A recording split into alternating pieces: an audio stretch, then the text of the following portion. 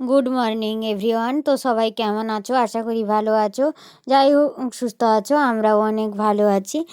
যাই হোক, এখন কয়েকদিন বাকি আছে, 2 দিন মতো বাকি আছে সরস্বতী পুজোকে। তাই সবাই একটু ভুরু প্লাক করতে চাইছে বলতে আমি তো এইসব কাজগুলোই করি। তাই চলে এসছে এই যে বোনটা একটা, সকাল 10টা মতো বাজে, আর এই ব্লগটা হয়েও গেছে। আর কেমন লাগছে তোমরা একটু জানিও, ঠিক আছে? এই যে পাশ থেকে দেখিয়ে দিলাম। আর তারপরে একটু আমি বাবার জন্য একটু জুতো কিনবো। এই যে দোকানি কাকু এসছেন, বাপির জুতো কিনবো, তাই এই জুতোটা একটু চয়েস করে নিলাম। এমনি বাড়িতে পরার জন্য এক জোড়া জুতো কিনবো ভাবলাম। কিনে দিই, অনেক দিন থেকে কিনবো ভাবছি, তাই কেনার হয়ে ওঠেনি। তাই ভাবলাম এক জোড়া জুতো কিনে দিই, যেটা বাড়িতে পরে ঘুরতে পারবে। যেগুলো পুরনো ছিঁড়ে গেছিলো সেগুলো ছেঁড়া, একটু পুরনো, অনেক পুরনো হয়ে গেছে, তাই ভাবলাম এক জোড়া নতুন জুতো কিনে দিই, বাড়িতে পরবেন। তাই কাকুর কাছ থেকে কিনে নিলাম একটু, কিনে। আর তারপরে আমার রান্না বান্নার কাজ আছে, তো বাড়িতে চলে এসেছি। তারপরে এই যে চোড়ার আলু কেটে নিয়েছি। আর এটা হচ্ছে শীতকালের, মানে এই যে শীতকালে বলছি না, মানে এঁচোড় প্রথম প্রথম এখন উঠেছে, তো এখন একটু টেস্ট বেশি লাগবে। প্রথমবার এবছর প্রথমবার এঁচোড় আনা হলো বাড়িতে। তো সেটাকে রান্না করব, এর জন্য মাছটা ভেজে নিচ্ছি। মাছটা ভেজে মাছ দিয়েই রান্না করব, মাছের মাথা দিয়ে আর দুটো মাছ দিয়ে দেবো সেই এঁচোড়ে, দিলে দুজনের হয়ে যাবে। মাছের মাথাটা ভেঙে দিলাম, একটু ভালো করে ভেজে নিচ্ছি ঢাকনা দিয়ে, বলতে মাছগুলো প্রচুর ফাটছে, তাই আমি একটু ঢাকনা দিয়ে দিয়েছি। আর সাইডে মাছটা আছে, তার এদিকে এঁচোড়টা একটু ভাজা করবো বলে। অনেকে আবার কী করে নুন হলুদ দিয়ে সেদ্ধ করে, তো আমরা তো করি না, এই তেল দিয়ে একটু ভালো করে আগে থেকে নুন মাখিয়ে রেখেছিলাম, এই তেল দিয়ে একটু ভেজে নেব ভালো করে। ঢাকিয়ে দিলে টেস্টটা বেশি লাগে। সেদ্ধ করার চেয়ে, জল দিয়ে সেদ্ধ করার চেয়ে এখানে বেশি টেস্ট লাগে, আর সেদ্ধও সুন্দর হয়ে যায় ঢাকিয়ে সেদ্ধ করে। তো এখন মাছ ভাজাটা হয়ে গেছে, আমি তুলে নিচ্ছি। আর ওই যে এঁচোড়গুলোকে সেদ্ধ করব একটুখানি ভালো করে। মাছ ভাজাটা নামিয়ে নিতে নাড়াচাড়া করতে ভালো লাগে।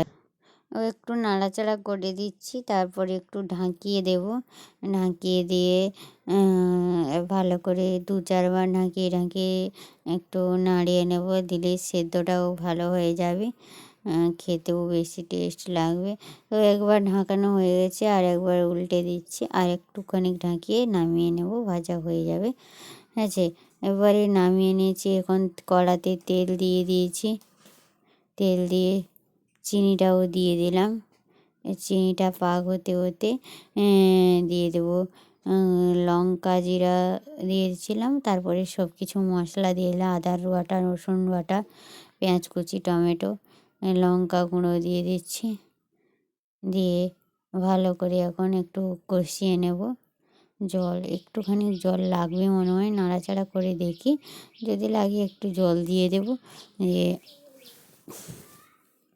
তো এই মশলাতে একটু নুন দিয়েছিলাম, আর যেহেতু আমার আলু আর ওই কাঁঠালের নুন দেওয়া আছে, তাই একটুখানি নুন দিয়ে দিয়েছিলাম, আর একটু জল দিয়ে দিলাম। এই জল যে ফুটছে কষানোর সঙ্গে সঙ্গে ওই এঁচোড়গুলোও দিয়ে দিলাম, সঙ্গে সঙ্গে একটু কষানো হয়ে গেলে, একটু কষিয়ে রান্না করলে ভালো লাগে। তো একসঙ্গে মশলাটাও হয়ে যাবে, আর এঁচোড়টাও একটু কষানো হয়ে যাবে, তাই দিয়ে দিলাম। ওই যে দিয়ে কিছুক্ষণ নাড়াবো, এখন নাড়িয়ে কষিয়ে তারপরে জলটা ঢেলে দেবো। কষিয়ে জলটা ঢালবো। এখন ভালো করে এখন কষিয়ে নিচ্ছি, কষিয়ে জলটা ঢেলে দেবো। এই যে কষানো হয়ে গেছে, এখন জলটা ঢালছি। আর একটু ঢাকিয়ে দেবো ভাবলাম, তাই ঢাকিয়ে দিলাম।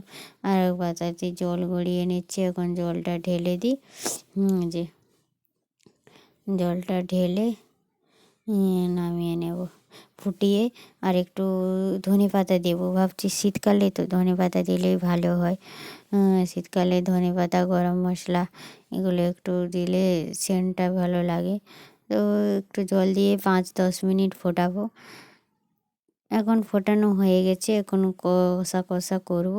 একটু ধনেপাতা দিয়ে দিচ্ছি আর একটু গরম মশলা দিয়ে দিলাম।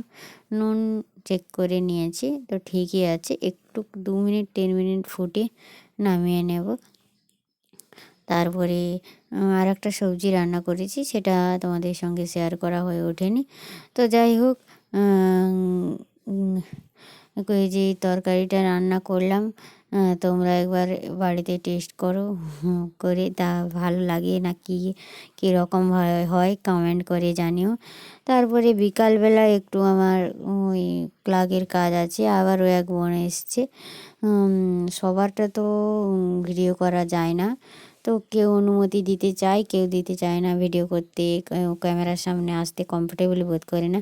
তো যাই হোক, আজকের ব্লগটা এখানেই শেষ করব। সবাই ভালো থাকবে, সুস্থ থাকবে, আর এই কাজগুলো আমার কেমন লাগলো কমেন্ট করে জানাবে।